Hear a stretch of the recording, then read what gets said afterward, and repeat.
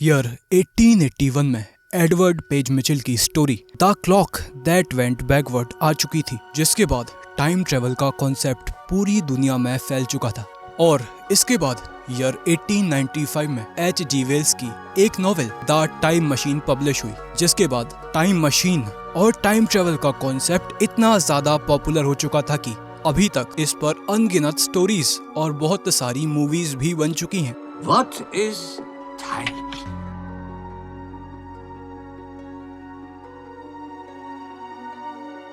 लेकिन क्या time travel reality में पॉसिबल है? तो इस पर साइंटिस्ट का कहना है कि टाइम ट्रेवल पॉसिबल है और शायद हम फ्यूचर में इसे करवाने में सक्सेसफुल भी हो सकते हैं। तो क्या होगा अगर कोई इंसान या फिर आप टाइम मशीन के सहारे पास्ट में जाते हैं और वहां पर ऐसा कोई चेंज कर देते हैं जो कि रियलिटी में अभी तक हुआ ही नहीं था? तो आपके उस चेंज करने का हमारी इस समय की दुनिया पर क्या असर पड़ेगा? तो चलिए जानते हैं।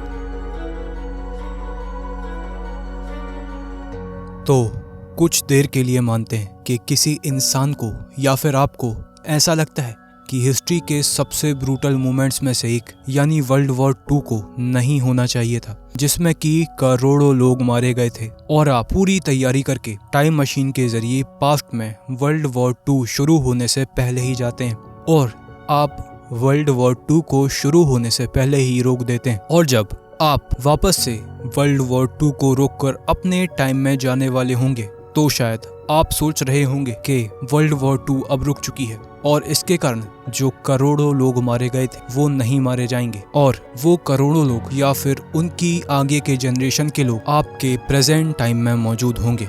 लेकिन क्या कभी सोचा है कि ये सब होगा कैसे? क्या वो लोग किसी टाइम पोर्टल के जरिए एक पल में आपके प्रेजेंट टाइम में आ जाएंगे? तो ऐसा नहीं होगा, बल्कि टाइम वापस से उसी समय से शुरू होगा जहां पर वर्ल्ड वॉर 2 नहीं हुई होगी। लेकिन उन लोगों का क्या जो वर्ल्ड वॉर 2 से आपके प्रेजेंट टाइम तक अपनी लाइफ को जी चुके हैं? क्या वो लोग भी वापस से जिस समय में वर्ल्ड वॉर 2 नहीं हुई होगी उस समय से अपनी लाइफ को शुरू करेंगे? और अगर ऐसा होगा तो उनकी उन यादों का क्या जो आपके प्रेजेंट टाइम में मौजूद है? इसके बाद भी शायद जब आप अपने प्रेजेंट टाइम में वापस जाओगे तो आपके प्रेजेंट टाइम की दुनिया में चीजें वैसी नहीं होंगी जैसा कि आप इसे छोड़ कर गए थे तब थी, क्योंकि इस दुनिया में चीजें बस रैंडमली हो रही हैं और वो चीजें आपके पास्ट में टाइम में चीजों को बदलने से किसी और रैंडम तरीके से होना शुरू कर देंगी जिसे कोई प्रेडिक्ट नहीं कर सकता। शायद आपके प्रेजेंट टाइम में कभी आपके पेरेंट्स की शादी हुई ही ना हो,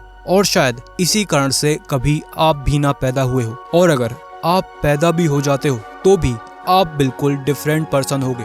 शायद आपकी दुनिया जैसा आप छोड़ कर गए थे वैसी कभी हो ही ना। शायद आप जिन लोगों को जानते थे वो लोग आपके प्रेजेंट टाइम में वापस कभी एग्जिस्ट करें ही ना, और यहाँ तक कि चीजों के अलग ढंग से होने की इतनी ज्यादा संभावनाएं हैं जिसे प्रेडिक्ट करना लगभग नामुमकिन है। तो इसके बाद भी आप अपने प्रेजेंट टाइम में वापस जाते हो ये देखने के लिए कि आपके प्रेजेंट टाइम में आपके पास्ट को बदलने से क्या फर्क पड़ा है और आपका प्रेजेंट टाइम कैसा है। तो आप क्या देखोगे? आप देखोगे कि आपकी दुनिया वैसी ही है जैसा कि आप इसे छोड़कर गए थे, और यहाँ तक कि वर्ल्ड वॉर भी हो चुकी है। लेकिन ऐसा कैसे हो सकता है? अभी तो आपने पास्ट में जाकर वर्ल्ड वॉर 2 को रुकवाया था, तो वर्ल्ड वॉर 2 उसी समय पर कैसे हो सकती है? और आपके इतना सब कुछ करने के बाद भी कोई चीज आखिर बदली नहीं, ऐसा कैसे हो सकता है? तो साइंटिस्ट के मुताबिक हमारा यूनिवर्स मल्टीवर्स का एक हिस्सा है। मल्टीवर्स वो जगह है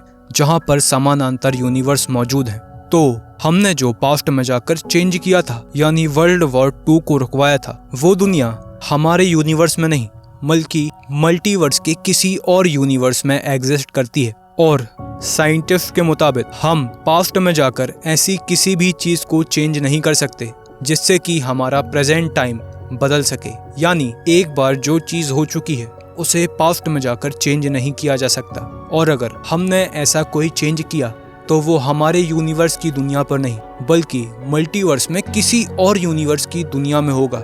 और जब हम पास्ट में गए थे और हमने वहां पर कोई चेंज किया था, उसी वक्त से वो यूनिवर्स एक अलग यूनिवर्स का रूप ले चुका था, जो कि मल्टीवर्स में कहीं एग्जिस्ट कर रहा होगा। तो अगर आपको ये वीडियो थोड़ा सा भी अच्छा लगा हो तो हमारे इस चैनल को सब्सक्राइब और हमारी इस वीडियो को लाइक ज़रूर कीजिए, ताकि हम ऐसे ही यूनिक टॉपिक्स पर अपने वीडियोस को लाते रहें।